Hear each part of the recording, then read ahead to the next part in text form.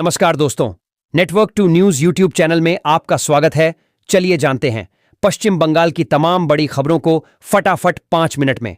इससे पहले आप हमारे वीडियो को कहां से देख रहे हैं, कमेंट में जरूर बताएं और हमारे चैनल को लाइक सब्सक्राइब करना ना भूलें। सहारा इंडिया रिफंड को लेकर निवेशकों के लिए राहत भरी खबर सामने आई है। हाल ही में प्राप्त जानकारी के अनुसार कई निवेशकों को उनका फंसा हुआ पैसा वापस मिलना शुरू हो गया है। रिपोर्ट्स में बताया गया है कि 7,000 से 500 तक की राशि निवेशकों के खातों में भेजी जा रही है। यह पहल लंबे समय से इंतजार कर रहे लोगों के लिए बड़ी राहत साबित हो सकती है।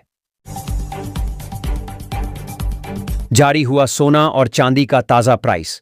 देश भर में सोना और चांदी का दाम प्रतिदिन चर्चा में बना हुआ है। 24 कैरेट सोना का दाम 1,243 रुपये प्रति 10 ग्राम है। इसके अलावा 22 कैरेट सोने का दाम 9,390 रुपये प्रति 10 ग्राम है और 18 कैरेट सोने का दाम 7,613 रुपये प्रति 10 ग्राम पर बिक रहा है। विशेषज्ञों के अनुसार मौजूदा समय में इसकी कीमत निवेशकों के लिए सोने में लंबी अवधि का निवेश करने का अवसर हो सकता है। 10वीं 12वीं पास के लिए 9,000 से अधिक वैकेंसी, नो एग्जाम।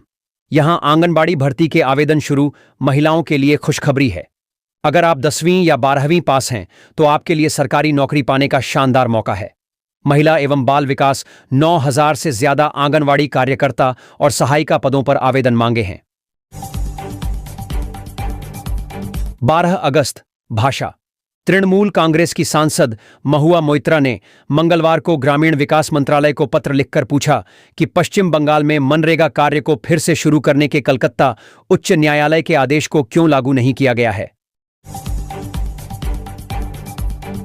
एक बार फिर सवालों के घेरे में ममता सरकार। पश्चिम बंगाल में 100 से अधिक बूथों की वोटर लिस्ट गायब। पश्चिम बंगाल में 2002 के बाद से विशेष गहन पुनरीक्षण SIR नहीं हुआ है, जिससे लगभग 100 मतदान केंद्रों की मतदाता सूची के रिकॉर्ड अनुपलब्ध हैं। इस जानकारी से खलबली मच गई है और सीएम ममता बनर्जी की सरकार सवालों के घेरे में है।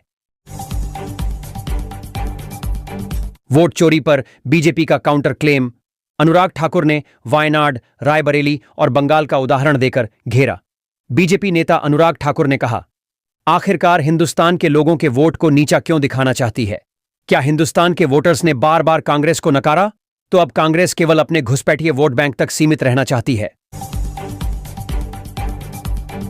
SIR के हंगामे के बीच पीएम मोदी का पुराना वीडियो एडिट कर दुष्प्रचार की मंशा से किया जा रहा वायरल पीएम मोदी की 4 साल पुरानी स्पीच के एक अंश को एडिट कर संदर्भ से हटाकर गलत दावे के साथ वायरल किया जा रहा है।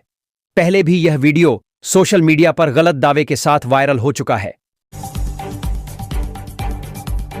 पश्चिम बंगाल सरकार ने सिनेमा हॉल और मल्टीप्लेक्स के बारे में एक अधिसूचना जारी की है।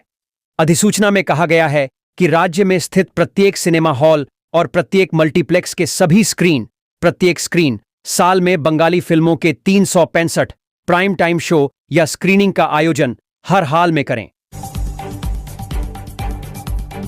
कर्मचारियों के साथ है बंगाल सरकार। मतदाता सूची विवाद के बीच ममता बनर्जी की चुनाव आयोग से 2 टूक। पश्चिम बंगाल में आगामी विधानसभा चुनावों की तैयारियों के बीच मतदाता सूची में संशोधन को लेकर विवाद बढ़ा है। सीएम ममता बनर्जी ने कहा कि उनकी सरकार इस कार्य में लगे कर्मचारियों के साथ है और उन्हें डरने की जरूरत नहीं। चुनाव आयोग ने पश्चिम बंगाल के मुख्य सचिव को तलब किया। चुनाव आयोग ने पश्चिम बंगाल के मुख्य सचिव मनोज पंत को समन भेजा है, क्योंकि राज्य सरकार ने 5 दागी अधिकारियों को हटाने का इरादा नहीं दिखाया। आयोग ने पंत को बुधवार शाम 5 बजे तक व्यक्तिगत रूप से पेश।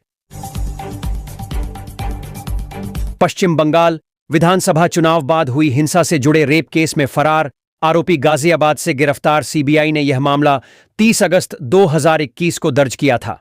आरोप है कि 4 मई 2021 को आरोपी पीड़िता के घर में घुसा और उसके साथ दुष्कर्म किया। यह घटना पश्चिम बंगाल में विधानसभा चुनाव परिणाम आने के बाद हुई हिंसा के दौरान घटित हुई थी। पुलिस पर जमकर बरसी मुख्यमंत्री ममता बनर्जी। पूछा, क्यों हो रही है इतने नेताओं की हत्या? पश्चिम बंगाल में नेताओं की लगातार हो रही हत्याओं पर मुख्यमंत्री ममता बनर्जी कड़ी नाराजगी जताई है। इसको लेकर उन्होंने सवाल किया कि खुफिया ब्यूरो को पहले ही सूचना क्यों नहीं मिल रही है। साथ ही उन्होंने पुलिस अधिकारियों को अपने अपने इलाकों में निगरानी बढ़ाने को कहा है। भारत निर्वाचन आयोग ईसीआई ने पश्चिम बंगाल के मुख्य सचिव मनोज पंत को फर्जी मतदाता सूची तैयार करने के आरोपी मतदान अधिकारियों के खिलाफ एफआईआर दर्ज न करने के मुद्दे पर दिल्ली तलब किया है। पंत को 13 अगस्त को शाम 5 बजे तक नई दिल्ली में निर्वाचन सदन ईसीआई के मुख्यालय में व्यक्तिगत रूप से पेश होने का निर्देश दिया गया है। ईसीआई ने पश्चिम बंगाल के मतदाता सूची में अनियमितताओं के लिए 5 अधिकारियों को निलंबित करने और उनके खिलाफ प्राथमिकी दर्ज करने का निर्देश दिया था। नोएडा से पश्चिम बंगाल के लोगों ने किया पलायन, अफवाहों के चलते छोड़ा शहर, पुलिस बोली। 15 अगस्त की रूटीन चेकिंग नोएडा से पश्चिम बंगाल के कुछ निवासियों के पलायन की खबर है। गुड़गांव में कथित बांग्लादेशी उत्पीड़न की अफवाहों के चलते सरफाबाद की झुग्गियों से कुछ लोग चले गए। पुलिस ने कोई अभियान नहीं चलाया है। कुछ लोग डर के कारण इलाका छोड़ रहे हैं।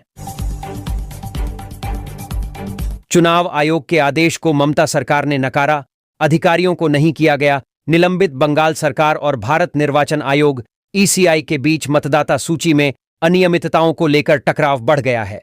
राज्य सरकार ने निर्वाचन आयोग के निर्देशानुसार 5 अधिकारियों को निलंबित करने के बजाय केवल 2 अधिकारियों को सक्रिय चुनावी ड्यूटी से हटा दिया है।